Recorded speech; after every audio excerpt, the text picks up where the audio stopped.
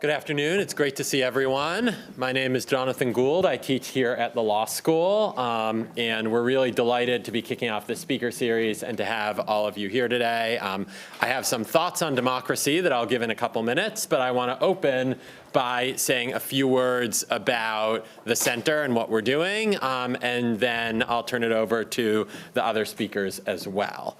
So, this is the first event for the new Christopher Edley Center on Law and Democracy. One might wonder why a Center on Law and Democracy, and I suspect it is at least somewhat obvious that there is now pervasive discourse in the US and in other developed democracies that democracy is threatened, that there is a risk of democratic backsliding. Obviously, democracies have always had deficits and challenges of various sorts, related to inclusion, related to translation of public preferences into public policies, related to a free and fair election system. But there is a sense in many places that over the past decade or so, those challenges have become more acute, again, both here and abroad. So there's a desire to think through systematically issues around law and democracy, and Berkeley Law School is obviously a natural place to house such a thing. The center is named for Chris Edley, who was a beloved dean of Berkeley Law School from 2004 to 2013. He was also a scholar of administrative law, of education policy, of civil rights, and was really known for bringing together scholarship and practice. That he was a prolific writer, but he also worked in the White House. He frequently advised elected officials and candidates for office, served on public commissions, and we hope that the center carries on Dean Edley's legacy of being both intellectually and academically serious and rigorous, while also having an eye toward the real world. The center's initial focus is going to be on democratic institutions, thinking about the presidency and Congress and the courts and federalism, and asking how the institutions of our democracy are serving us well or poorly, how they might be made stronger and better. Obviously, that is not the only topic involved in democracy. Democracy also includes elections, also includes political culture, also includes many other things. But our initial focus is on institutions.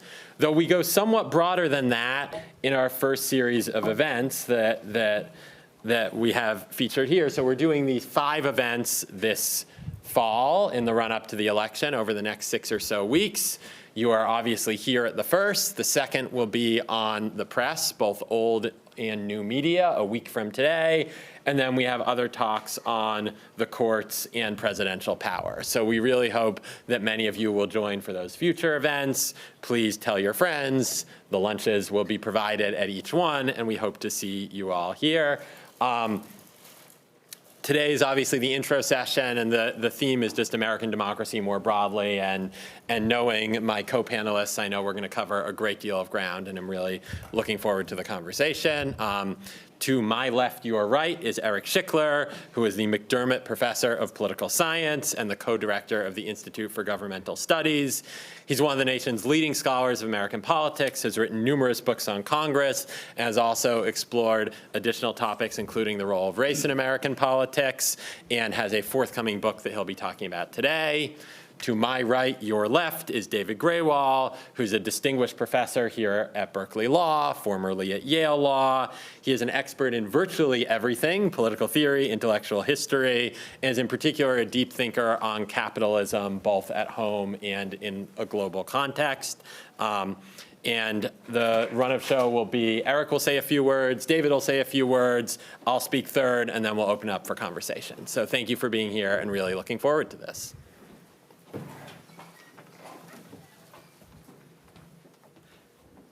Great, thanks. It's really an honor to be here. I knew Dean Edley and was a great admirer of him, both as a scholar and as somebody who did quite a lot of good for Berkeley. So it's really a pleasure to have the chance to talk to you today about this topic. I'm going to talk a little bit about a book that actually just came out, co-authored with Paul Pearson here at Berkeley, Partisan Nation, The Dangerous New Logic of American Politics in a Nationalized Era, that we wrote because of our concerns about the state of American democracy. That's the origins of this project.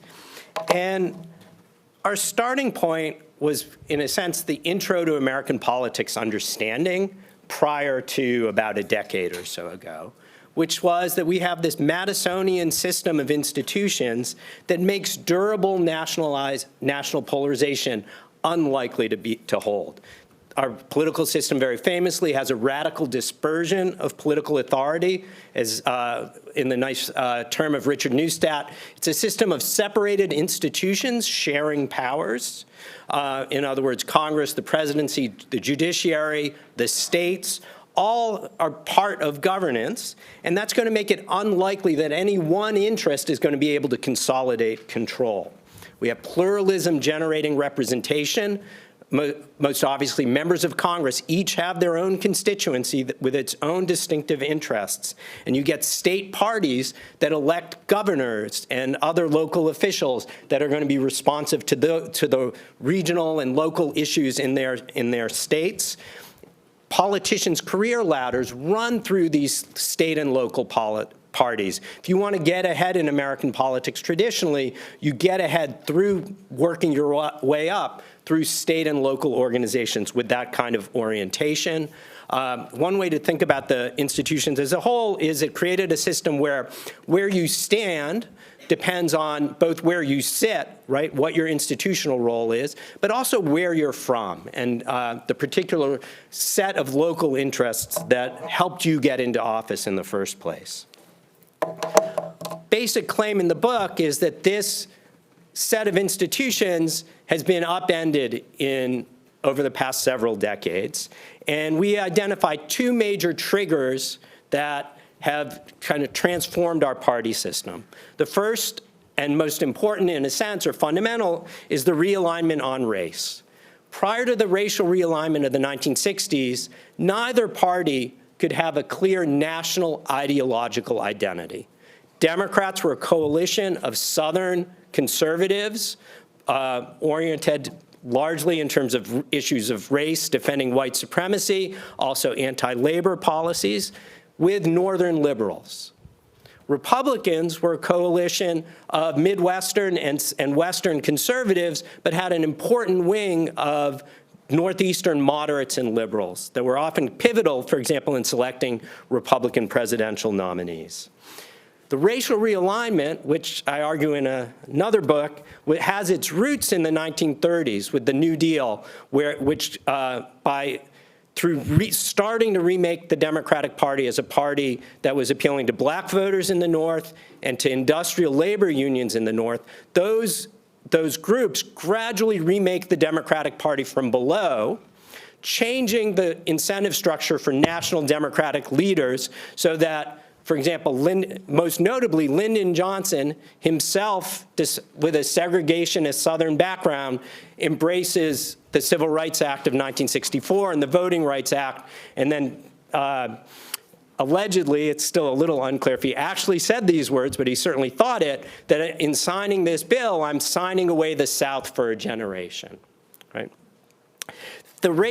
Meanwhile, at the same time, the Republican Party had been remade gradually over time by those who saw an alliance with the white Southerners as a pathway to conservative control of the party. And the racial realignment, the key other element of that is the capture of the Republican Party, first by Goldwater and then by Nixon and Reagan in various flavorings, but essentially remaking the Republican Party into a conservative party. Now, the second key trigger was in part enabled by the civil rights realignment, which is a nationalization and expansion of the policy state. And you can think about the Civil Rights Acts as a kind of opening wedge in what was a broad remaking of the role of the national government. Important regulatory actions, reproductive change, the rights revolution in the courts, including such decisions as Roe v. Wade, and a big expansion just of the role of the national government roughly from the mid-1960s into the late 1970s. What that did is increase the stakes in control of the national government and lead more and more interest groups to focus on winning power at the national level. Along with that process, part of this, you get inspired by the civil rights movement, you get a series of new social movements, feminist movement, gay rights movement, that push for greater action by the national government. And as these new issues arise on the agenda, crucially, the parties themselves were now oriented to take particular sides on those issues.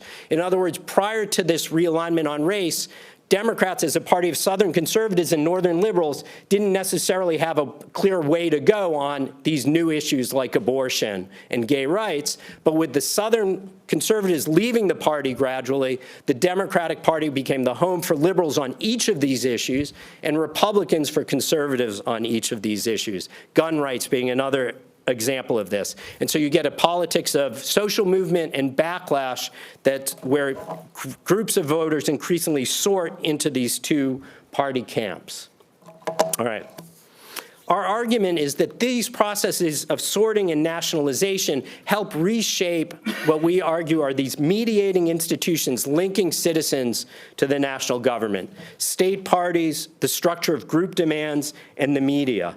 In the past, one could think of these as fundamentally decentralized institutions that provided openings for new cross-cutting issues and coalitions to disrupt polarization. In other words, we've been polarized in the past, but in each episode of polarization in the past, as new issues and new coalitions entered the scene, state parties and the structure of groups provided openings for them to remake party lines and shuffle party lines and ultimately depolarize. Now, each of these mediating institutions has been nationalized and incorporated in the same line of division. I'm going to skip over talking more precisely about that those changes, but the basic idea is that that the two parties go from being these diffuse coalitions of where, for example, a Democrat in one state, say Massachusetts, and a Democrat in Arizona might have very different interest groups behind them, very different press that they're attentive to, state parties with different orientations. Now they have the same kinds of ideological activists backing them, the same groups, and all paying attention to the same media sources. And we argue in the book, this is even stronger on the right due to the importance of conservative media on the right. All right. Sorry. So what is the upshot of this? We argue that our Madisonian institutions are a really poor match for this political configuration. And so I'm going to talk about a couple of threats that we see to democratic functioning. The first is executive dominance. And the basic idea here is that the system of checks and balances are undermined by this an arrangement of partisan teamsmanship across institutions. It's now the case that where you sit matters less than your party. And you see this with members of Congress being supportive of aggressive unilateral action by a president of their own party rather than showing concern for the institutional prerogatives of Congress. You see this in changes in oversight, where essentially under unified party control today, oversight of the executive branch is going to be essentially non-existent.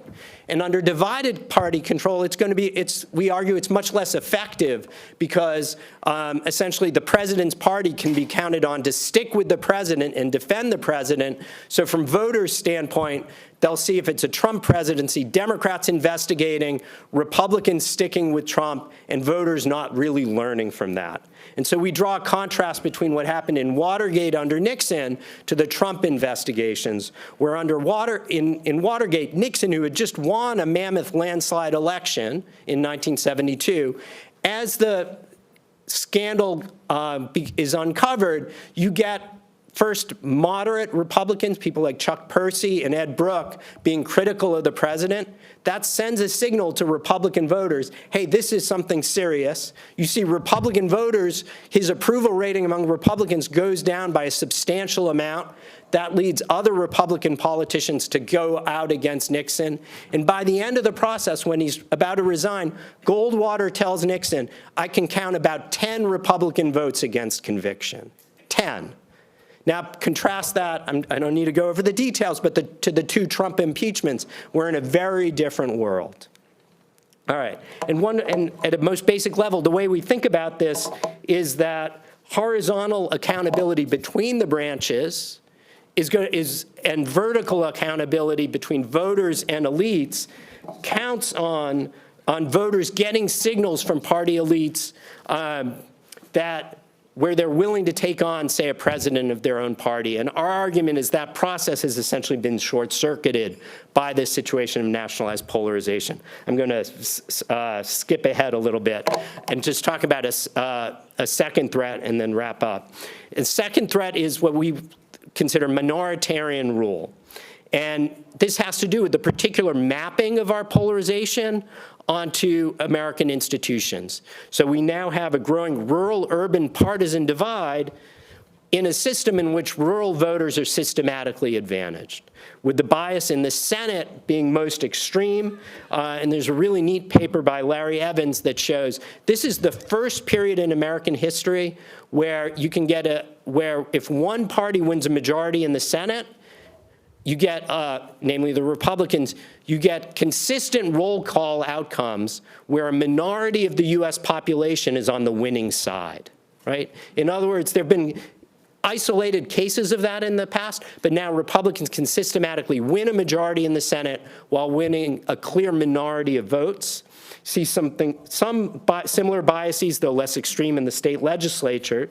And our argument is that Republicans have both the motive and opportunity to take advantage of this kind of structural advantage to entrench their power. And so thinking about control of the courts, which then helps stack the deck in terms of voter suppression, gerrymandering, and the court's other well-known decisions in recent years. All right, final threat I want to talk about is dysfunction. Separated institutions sharing powers plus the filibuster is really not designed for nationalized polarization, because essentially what it means is the minority in the Senate is able to block action, and it has both the incentive and opportunity to do so, which we argue is something that was not as consistently the case in the past.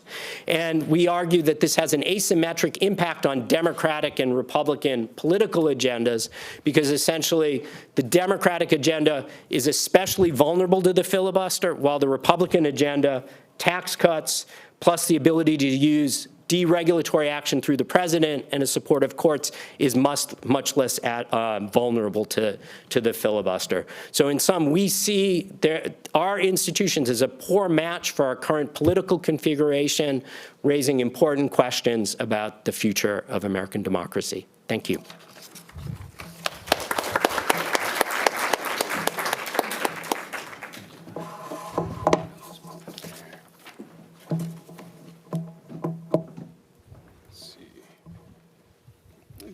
Great. Thanks so much, John and Eric, and for the invitation. Thank you for coming.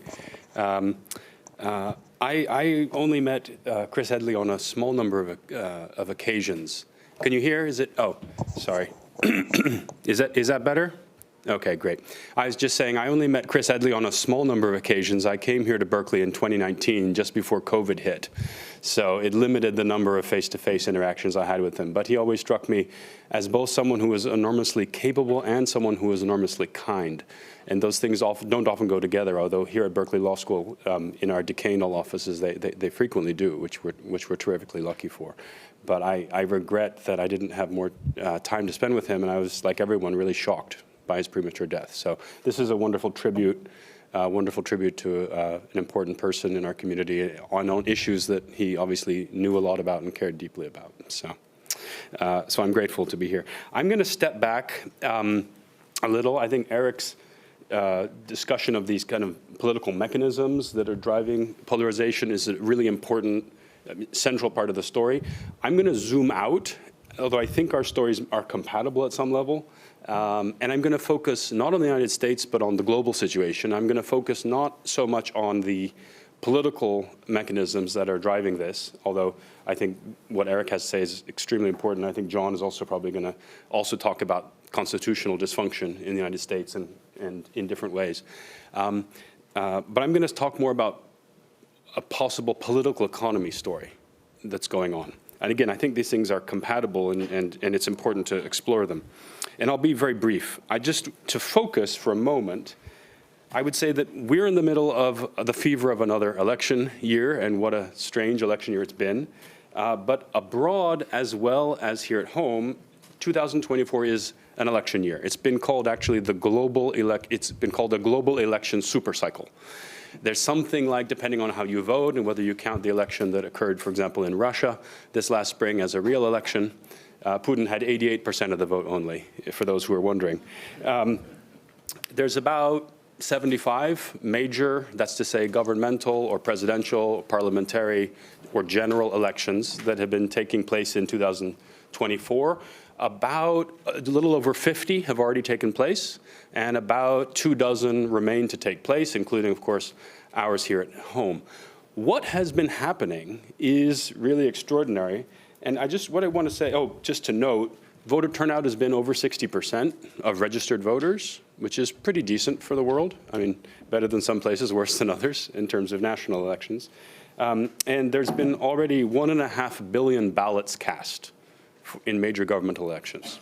So on the one hand, you might think that these huge numbers of voters casting ballots around the world represents the successful institutionalization of what political scientists have sometimes called the third wave of democracy.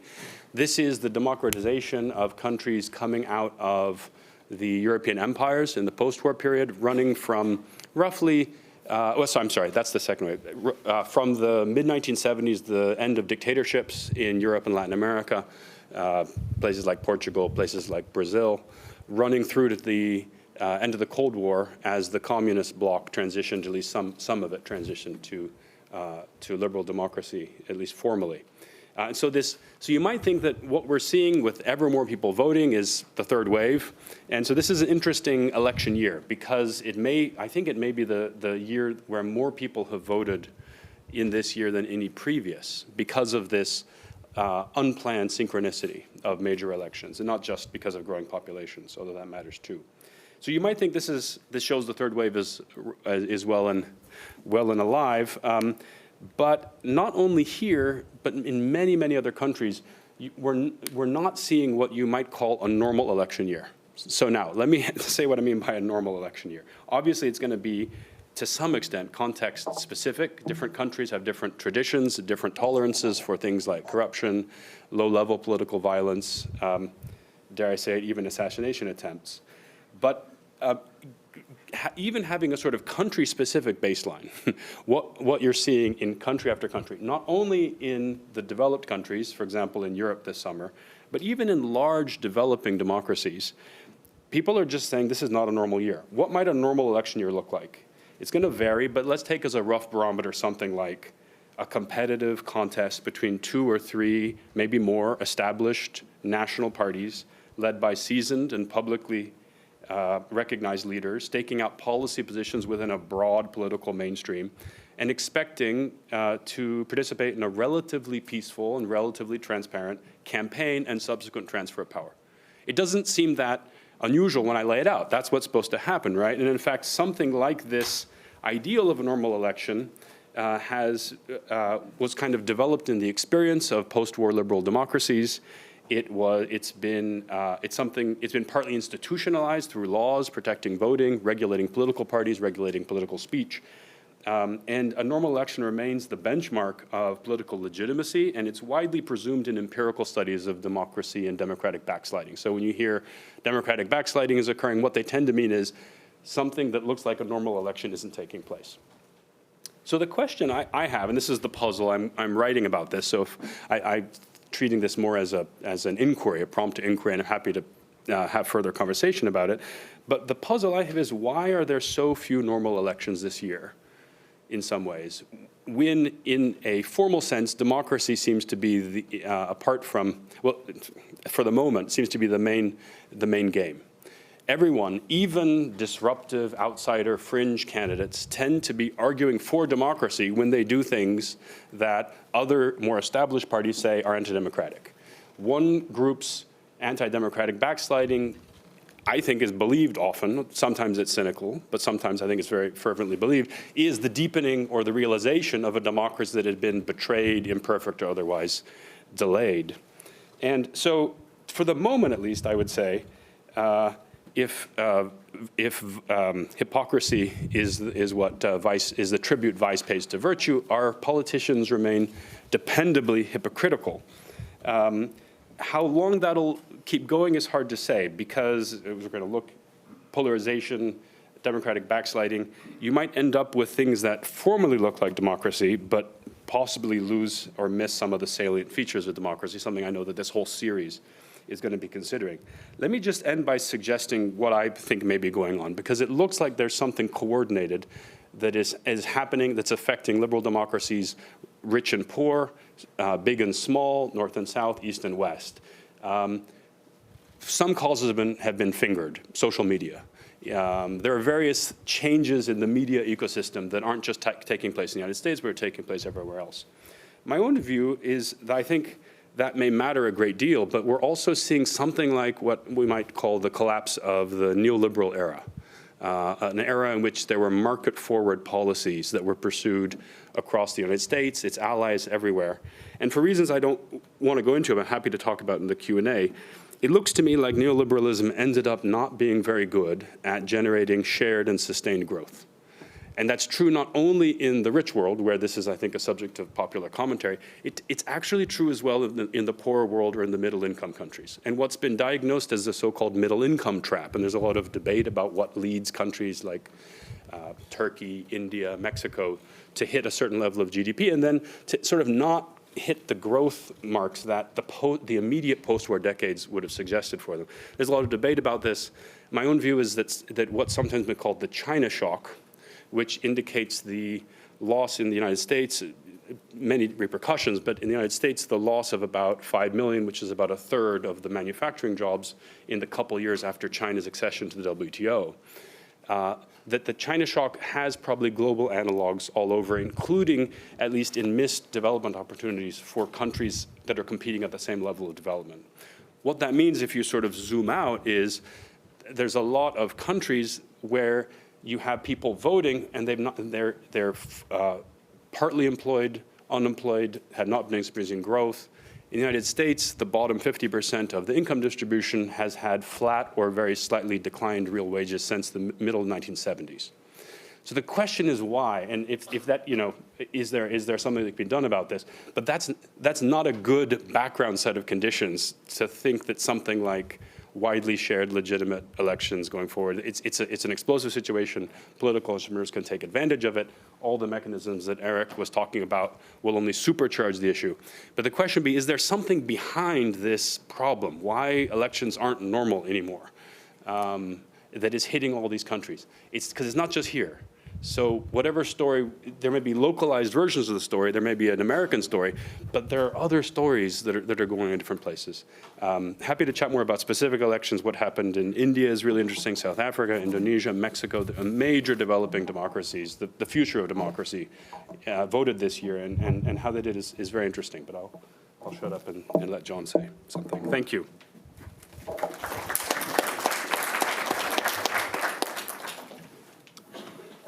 So those are two very tough acts to follow, but let me try to do something a little bit different that I think is not unrelated, which is to take a step back and ask what we mean when we talk about democracy. And it relates to something that David said a few minutes ago, which is that there are a group of individuals or parties or ideas that are seen by some as threats to democracy and by others as a deepening or realization of democracy, which poses the question that as someone who is jointly running a center on democracy, I'm thinking a great deal about, which is what is democracy anyway, and what are the requirements of democracy? So I want to put a number of ideas on the table as to what democracy might mean. I do not endorse all of them. Several of them are in tension with each other. But I just want to put those ideas on the table. I think they relate in interesting ways to the conversations that we have just been having. So one idea of democracy is democracy as one person, one vote, as an ideal of democratic equality that is realized to varying degrees in varying polities. In the US, the Senate and Electoral College stand as obvious ways in which we fail to live up to that ideal, but nonetheless, it is at least broadly taken as an ideal. Second is the idea of democracy as free and fair elections, which can be defined as those who are eligible to vote can do so without harassment, intimidation, or undue impediments, and those who are not eligible to vote do not do so. On that score, obviously, there are a number of challenges facing the US and other democracies, and that's a significant topic in election law here at home and its global analogs. Thirdly, and I would not have said this were I giving this lecture 5 years ago, but nonetheless is relevant now and cannot be taken for granted, is the idea of democracy as the peaceful transfer of power.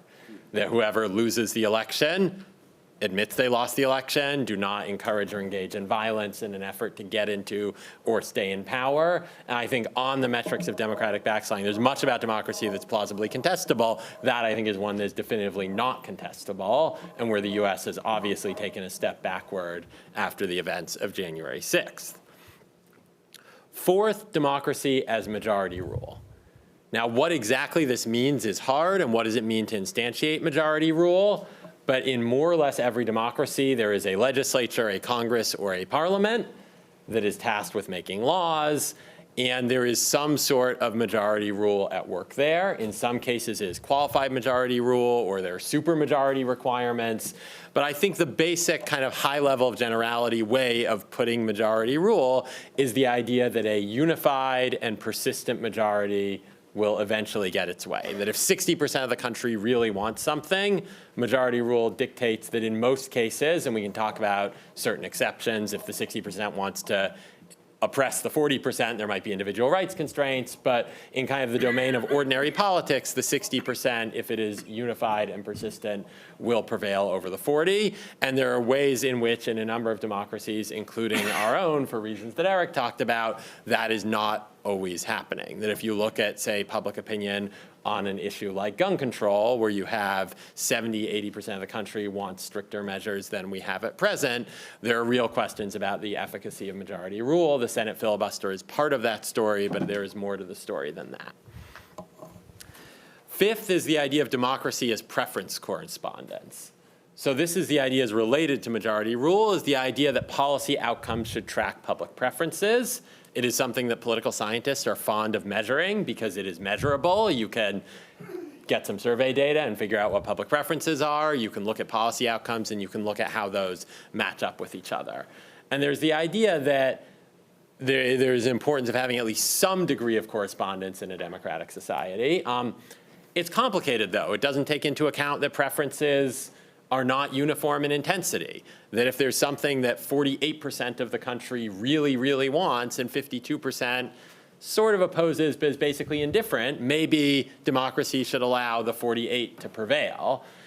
There are also questions around, we have mediating institutions for a reason. Democracy can be about interests in addition to preferences. There are kind of very old debates in political theory about what representation entails on that score. So it's not an unproblematic idea, but is taken to be an important one.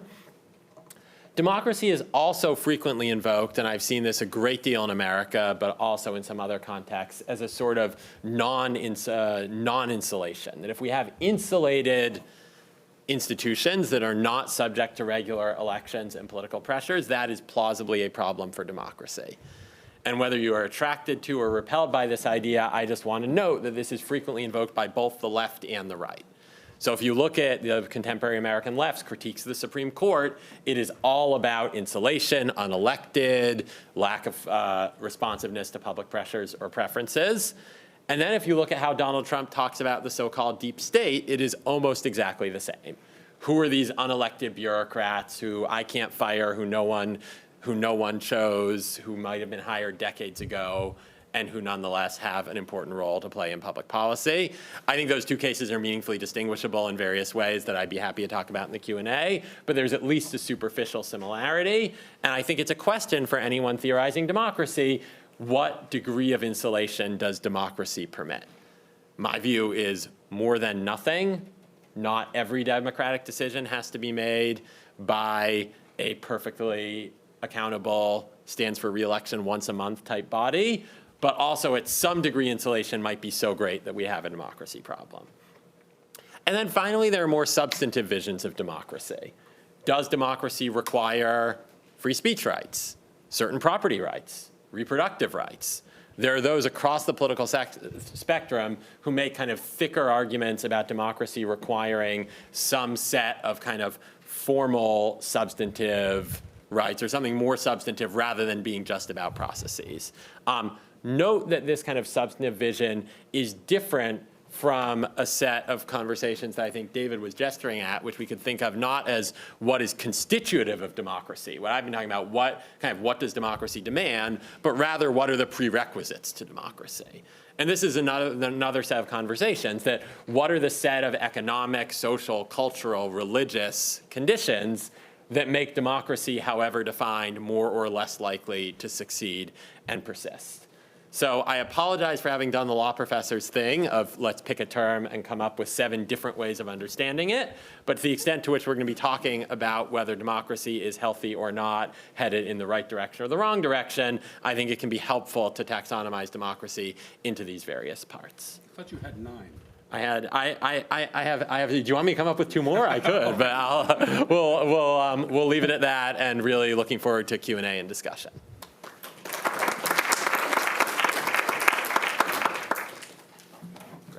I will moderate. Feel free to direct questions to any of the 3 of us individually or to all 3 of us collectively. Yeah, Damika, please. So this is a question for Eric, and I also have a brief comment on David. So back in the 1950s, I think, there was a strand of discussion in political science bemoaning the lack of ideological coherence of U.S. parties, comparing it unfavorably, say, with the British Conservative Labour Party, and which was sort of seen as more the norm. So I think the way you presented it sounded like ideological homogeneity is kind of an exception, but in a comparative perspective, that's actually the norm. What is certainly still true, I think, is that it fits poorly into the institutional structure, just as you said. But ideologically coherent parties themselves are not norms, certainly in a comparative perspective. And for David, I think the focus on what you call neoliberalism is a little more complicated, right? Sure. There's this, it has arguably increased within country inequality, but it has decreased. It has led to widely shared prosperity, at least far more than anything else that has come before it. We don't know the counterfactual, but it does seem like global inequality. If you count each individually without worrying about within countries, has declined. And I'm not sure that the difference in income between the average person in China and the average person in the United States has certainly declined markedly. Zero. I'm not sure how that fits into your picture. I mean, part of the backlash may well be against that. It's going to equality. I mean, it's as you know, this is hard. There's a contentious debate. I don't think the empirics are clear if you take China out. So I think one thing that is clear in China, the World Bank report last year, 800 million people in coastal China have escaped extreme poverty over the last 20 years. And so that is a clear victory for neoliberal globalization. If you take China out, the situation in a wide variety of other countries is much harder to measure, partly because to get technical stuff, but how you do purchasing power parity metrics, how you convert money wages into real goods and access to real goods. In many of these countries, you might, for example, have a median or possibly mean income that's increasing, but you also do, even in developing world countries, have increasing inequality at the same time. And so I think we would need to distinguish first poverty reduction, second increasing even non-poor incomes, and then finally inequality of incomes. And how these things figure across which countries is complicated, and some of the problem of generating sustained and shared growth Maybe it may be the inequality piece that's actually disrupting a lot of these countries as much as anything else. Ironically, it might be that being slightly richer but more unequal is less good for a normal election. I mean, that might be one possible finding here. On the on the point about the counterfactual, something that I've sometimes toyed around with, I just want to put it out there, is when China acceded to the WTO in the year 2001, no one sort of expected it coming in at scale and the tremendous shock that did. But let's say that 800 million people who had been poor were lifted out of poverty in China, the major authoritarian rival and adversary of the United States, over the last 20 years, largely due to special access to global markets in a legal order that the US had created. Suppose instead that in the year 2001, obviously one can pick at this counterfactual, but we'd taken by population the largest developing democracies at the time: India, Indonesia, Mexico, Brazil, South Africa, Nigeria. And we had had a special trade agreement with those countries.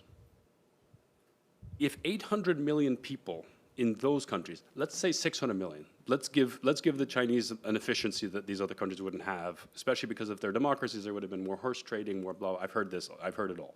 Authoritarian development worked better, you know the story. But let's say 500 million people in those 5 or 6 major countries had been taken out of poverty over the same time. Would we be having the discussion about the decline of global democracy we're having now? Or would we be saying things like, there's a democracy problem in Europe and the United States, but democracy is flourishing in Lagos and Pretoria and New Delhi and so on? I don't know.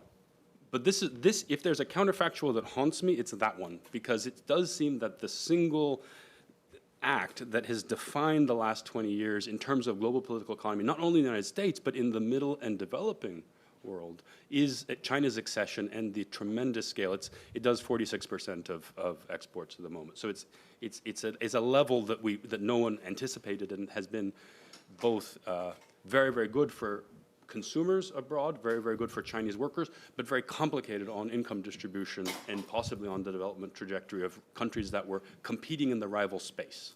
Put it that way. Chat more, but that's what keeps me up, thinking about if you could redo something, what would you have done on that? Maybe just real quick, yeah, then we talk about that 1950s report for sure. I want to emphasize our argument is not that polarization itself is bad, just that the form that it takes now is a very poor match for our institutions, as you alluded to at the end. And I would highlight also just two-party, in terms of in comparison to other countries, two-partyism having a basic, a two-party system where there are various institutional rules that kind of protect that duopoly, make this form of polarization, quite different from multi-party systems where you get more diverse representation. All right. I guess leading into that, how does this polarization take place differently in parliamentarian countries, and how would things be different if the U.S. was a parliamentarian country? To any and all of you. Yeah, I mean, I'll speculate a little, and it's obviously necessarily speculation, but in a diverse and heterogeneous society, in order to assemble a majority coalition of any sort, there's going to have to be bargaining. And the difference is whether that bargaining happens within a quite heterogeneous party, which is what we have in the United States. We have bargaining within the Democratic and Republican parties with more kind of moderate and extreme factions within each, and geographic diversity within each, and interest group heterogeneity within each. There are a fair number of kind of single issue or quasi-single issue groups within each party. Whereas within a parliamentary system, especially a parliamentary system with lots of parties, and there's variety, some parliamentary systems look more like 3- and 4-party systems, and some have many more. But within a parliamentary system, the bargaining happens between parties. That the biggest party might only get a quarter of the vote, and then they need to pull in 2 or 3 or 4 or 5 other parties to get to a majority. And one can imagine the bargaining leading you can imagine more or less functional bargaining either within or across parties. So I don't think it's kind of a given that that across all systems it would be better to be parliamentary. I think we are in a place where a specific set of American institutions, and Eric can perhaps speak more to this than I can, a specific set of American institutions, including perhaps most notably our primary election systems, mean that, I mean, to be very candid, the Trump kind of group of Trump fanatics who in another system might have their own party and be a 20% party get to take over one of the two major parties that then wins presidential elections roughly 50% of the time. So that kind of, I think, because of primary elections, and there's also a campaign finance story here and perhaps a gerrymandering story, though that's often overstated. I think you're right to have instincts toward this being a distinctive problem that comes out of our system. Second row, yeah. All right, did either of you want to? Given that both Eric and David, you have very different political analyses, what do you make of 2008, both as the economic situation that most people cite as the end of the neoliberal era, or as a possible death knell, and 2008 as one of the first times in American politics where racial divisions, particularly in the South, became solid with the election of the first black president? Do you want to lead on the political economy point? Or I have I think the boring conventional view that, Barack Obama had about 2 years until he lost the Congress in 2010.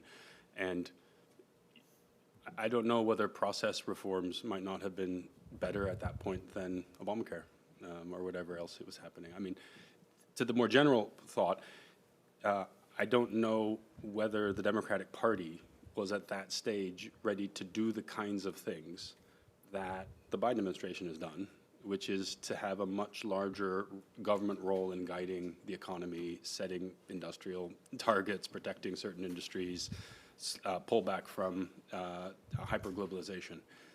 And I don't know, but that would have been one. Instead, what happened was we basically, the Fed reinflated everyone's lost stock portfolios, and we went on as if we could keep going until we couldn't. I just don't know that there was that kind of ideological transformation in the Democratic Party. I mean, talk about counterfactuals. If Donald Trump hadn't won in 2016, would we have had the spiritual reckoning of people like, among others, Jake Sullivan and the Brian Deese and all the people doing the industrial policy? I don't know. So it's hard to say. Globally, 2008 and the sort of repercussions afterwards does seem to be the turning point in the rise of so-called populist parties in Europe. And so something about the model not working does strike me as coming in then. How that connects to the China shock is much harder to say because, China did have a major export boom in those immediate years, but what I was just speculating about with Dhamaka is actually more like a 20-year horizon of year on, year out, 10 to 20% growth rather than the immediate 5 or 6 years after. I think I would just also emphasize a lot of continuity in the political coalitions crossing the Obama years, just an acceleration. Obama in 2004 talking about red states and blue states, and it's a reaction to Gingrich. You have the Gingrich revolution of '94. That seems like a temporary blip at the time. No, it only has deepened over time. And, it is true, '08 was the one election in the last 24 years that was not as close as we've been seeing. But that turned by the time, and there was talk of, maybe there'll be bipartisan governance. But very quickly, Republicans, Mitch McConnell's famous, strategy, if we stay united against everything, the public will see it all as partisan, and there'll be a reaction, and that proved accurate. Yeah, please. Dr. Grewal, you mentioned, the other countries that you're talking about, India, South Africa, Mexico, and Asia. I was just wondering if you could speak more to the trends you saw amongst those countries and whether they're not normal. Well, so one thing to note, I know there have been times for example, among some of my friends in India in the last couple of decades, they're like, what's the point of voting? There's a sort of, India, like many countries, is in the midst of this sort of very dominant party with a very dominant personality, arguably on the kind of democratic authoritarian spectrum. I don't want to. On the other hand, there's such a big difference between being able to vote someone out and not being able to vote someone out. So, however imperfect a competitive election may be on the list of 7 desideratum or possible 10 things that John had, competitive elections are really great. So it's fascinating to see the BJP be humbled in its historic heartland. And so folks who don't, the state-by-state elections, it was actually, it's surprising results in one of the southern states that kept its representation in parliament anything like the previous thing, whereas in the heartland, the place that it sort of repelled, it wasn't working. Now, what should we draw from that lesson? Well, at least in part, I think it's part of a general anti-incumbency, or at least a general sense that nothing works. So whichever party's in power tends more and more to get hit. And that's what I was trying to say. What's behind that? Why is that? It could be just generalized discontent, or it could be just that no kind of growth model will allow what political scientists call output legitimacy. Are you getting the right things? Basically something like security and welfare. To be aligned well with input legitimacy, which are the processes by which you make decisions legitimate. And I think for a long time in the post-war, when you had kind of growing incomes all over the world, input and output legitimacy sort of marched in lockstep. And what I think has been happening, and again, why it's hard to say, that's one reason I wonder about the China shock, I wonder about globalization, but input and output legitimacy seems to be coming apart in a lot of countries, including India. But it's not just India. South Africa, the ANC, which had been the great party that had brought the country out of apartheid, got humbled. It's still the largest party, but it lost its national majority for the first time. On India's borders, Bangladesh is in the middle of a protracted constitutional crisis following its, I think it was February vote, but the whole summer there was a revolution. It's now in a caretaker government. Indonesia had an extremely tightly fought election where the US-China rivalry played a big role behind the scenes in the candidacy. So the new world order of dispensation, of trading blocks, of questions about globalization, it's influencing all these countries' politics. It's no longer, I think, so easy to say there's sort of global South and global North issues. There's at the very least a sort of authoritarian or authoritarian-like democratic axis. And democratic countries everywhere are facing the problem of how do you generate wide and broadly shared growth at different levels, including especially, I think, the middle income issue. So you look at Brazil, Mexico, and so on. Brazil's election recently, it's in a very similar situation with the United States, with a Trump-like character on one side, very, very narrow margins of victory. Mexico is a very interesting middle-income country with very complex judicial reforms and so on that are happening right now, which go to John's point about one side says it's democracy enhanced, the other side says it's the end of democracy. So all these countries are struggling with issues that we tend to think parochially are our sort of issues, What does it mean that everyone is in some sense struggling here? Does it suggest that the model of representation or of liberal democracy or sort of market-led democracy is itself up for grabs? And, if so, what on earth can we do about it? Yeah, in the back. Thank you. Thank you all for being here.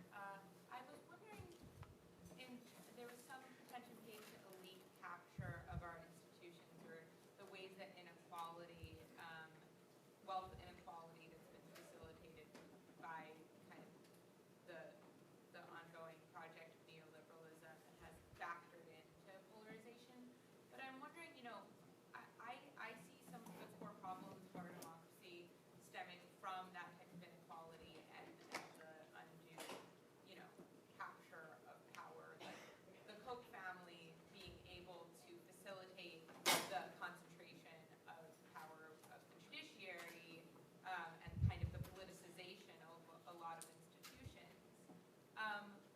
What's to say that, in the counter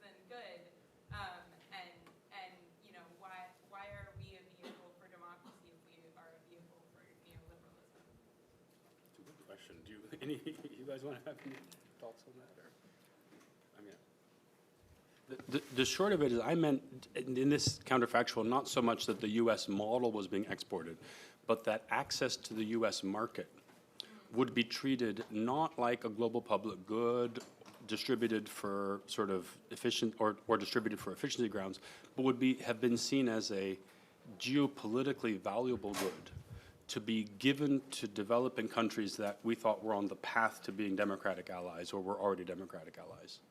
Now your question takes a step back and say, well, who are we to judge democratic allies and so on and so forth?